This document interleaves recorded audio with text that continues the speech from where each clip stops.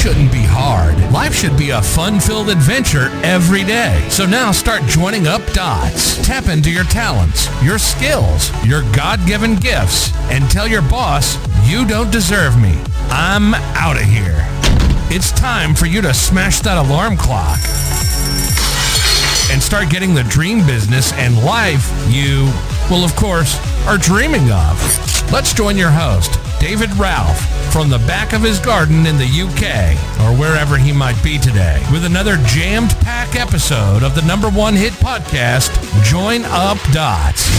Yeah, good morning, Jet. Good morning and welcome to Join Up Dots. I'm David Ralph. I'm David Ralph, the host of the Join Up Dots podcast.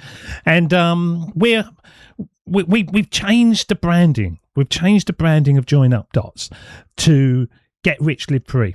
And as we say quite often on the podcast episodes, it's not about just being rich in money. That's a great part of it. It's about being rich in opportunities. It's about being free from worries and strains and stresses.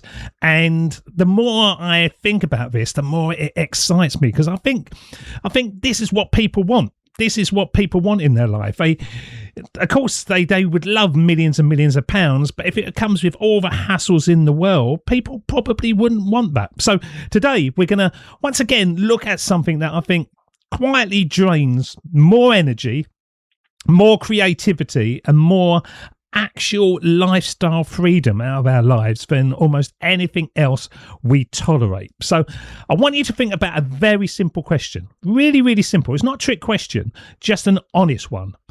How much of your week is spent actively doing things that you secretly hope you won't have to be doing, and certainly really hope not doing 5 years from now? Just think about that for a second. How much of your week do you think is going to be actively doing things that you secretly hope you won't have to do, and certainly couldn't bear doing 5 years from now? Because I think most of us spend our lives building sophisticated machines, whether that's a job, a business, a career, or even just a lifestyle. And then we spend every waking hour just shoveling coal into that engine just to keep it from stopping. And we call that success.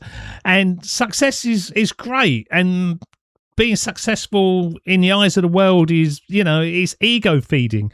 But when you realize that the engine you built requires you to be standing there, as I say, shoveling fuel every single minute of every single day, and if you step away for 10 minutes, the whole thing cools down, is that success? I certainly don't think it is. I started thinking about this. Because I do podcast episodes, I reflect a lot of the times on how you guys that we're coaching are dealing with stuff, the journey that I've been on. And I was looking back at my own journey. And, when you first start out, whether you're building a business or trying to get out of a job that you hate, or just trying to find some breathing room, the narrative is always about hustle. I think it's got to be. It's about working harder. It's about doing more. If something isn't working, the standard advice is just to apply more pressure, push harder, grind it out, wake up earlier, which is fine to a point, up to a point. Effort matters. Of course it does. You can't just sit on a beach and wait for, your future dream life to text you.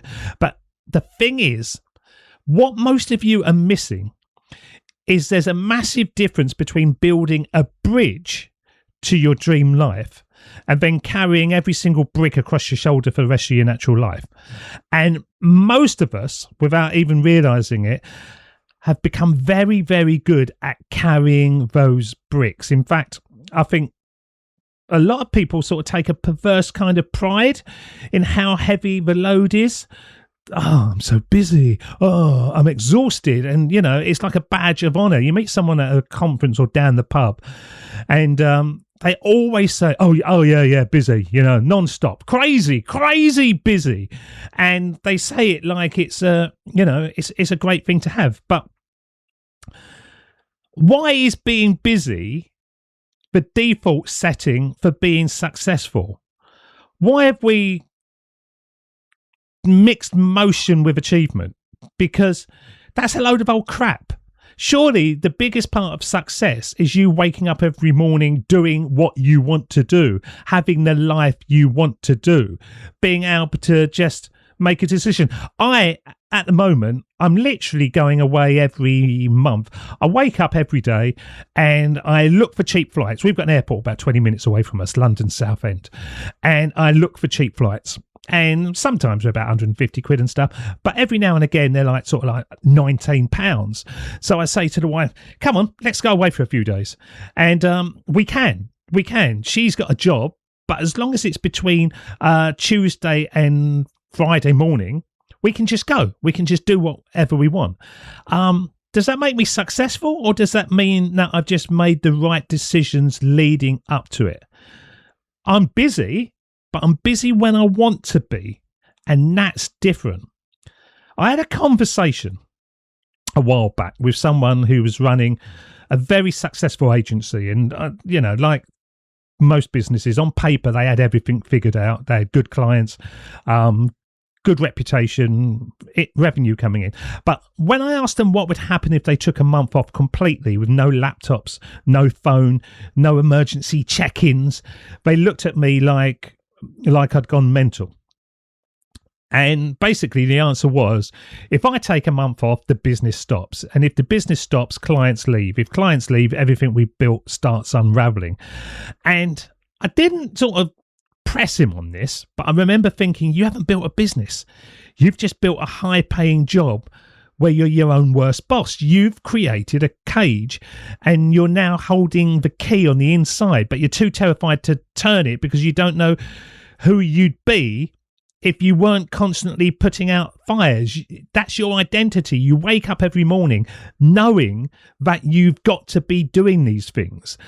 You've become this person, and when that gets turned off, you don't know who you are. You almost feel like you haven't got value in the world. It might sound harsh, but it's true.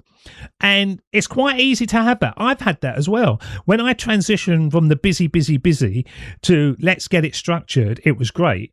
But then when I got to the point where I could be lazy whenever I wanted, I lost myself. And you might have heard on Join Up Dots, I got depressed because I didn't really know, who I was and what I was doing and why I was here and all that.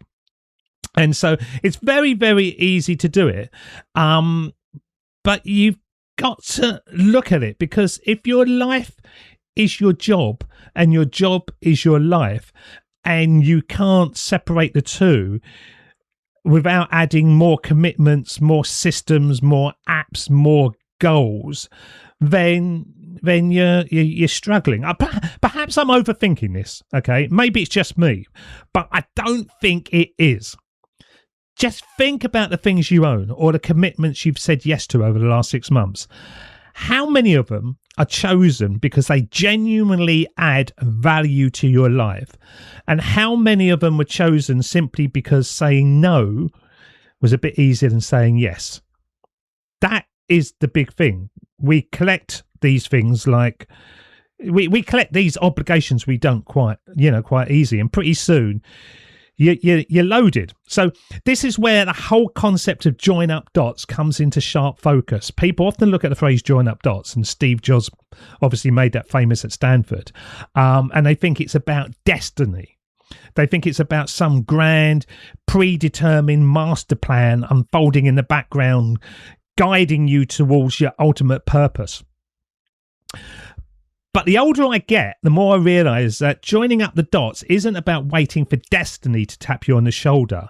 It's about removing stuff. It's about subtraction. It's about looking at the dots you've already placed and having the courage to start wiping away the ones that don't belong there anymore. Because you can't paint a new picture if your canvas is already crammed with 50 layers of old sketches. You've got to start subtracting, okay? Stay with me. Let's look at money for a second, because money is the classic lens through which most people view success. We're told from day one, earn more money, secure your future, scale up, grow, expand. And society measures your worth by the scale of your output. But nobody teaches you about the hidden tax that comes with every single pound, dollar or euro you bring in if it requires more of your time to maintain it. So if you double your income, you also triple your stress, your overheads, your responsibilities. If you do that, have you actually won, or have you just bought a more expensive cage? Yeah, it's a key point, and people don't think about that. They just add more and more and more. Now, I'm not saying when it comes to money it isn't important. Of course it is, because freedom costs money. Having the ability to jump on an airplane and get a hotel somewhere, and it costs money. Being able to look at a problem and solve it with financial breathing room is one of the greatest gifts you can give yourself and your family. So money is important, and I'm a big believer in business, in creating value, in building things at scale, in setting up systems that generate wealth without you being there all the time. And that's why when people talk about sponsorships or building revenue streams around a brand like Join Up Darts, the conversation shouldn't be about slapping generic banner ads everywhere just to squeeze a few extra pennies out of an audience. That's just trading attention for noise. The real question is, does this partnership, does this revenue model, does this system give you more leverage, or is it going to demand more of your time? Does it provide more value to the listener, or does it detract from that? Does it build your freedom engine, or is it just another thing to do? Okay. So I think that we've all got to look at our own lives right now. And if you woke up tomorrow morning and discovered you had 0 meetings, 0 urgent fires to put out, and an entirely blank calendar for the next 7 days, would you start to stir inside? Would your initial reaction be panic instead of relief? Because if that's the case, we become addicted to the hum of constant pressure more than actually silence. And it's the silence that builds the clarity to be able to move forward with focus, but making the right decisions at the same time. Okay, so I'm going to give you a challenge today. Okay, just one challenge, not a massive life overhaul. Certainly not quitting your job by lunchtime or anything like that. Just ask yourself one simple question before you say yes to the next thing, before you take on the next project, before you do something else. Just ask yourself, am I building this, or am I accepting this because it gives me freedom, or am I accepting this opportunity because I'm afraid of what would happen if I didn't? Because once you see that distinction, you can't unsee it, and that's when the real dots start joining up. So it's not about being busy. It's not about being stressed. It's about earning money in the easiest way possible. And that is about removing stuff and saying no more than it is about saying yes. Okay? So thanks for listening. Thanks for listening today. Don't forget to subscribe to the podcast and leave a review. Your feedback really, really does help, and the algorithms and all that kind of stuff. And until next time, just keep joining up those dots.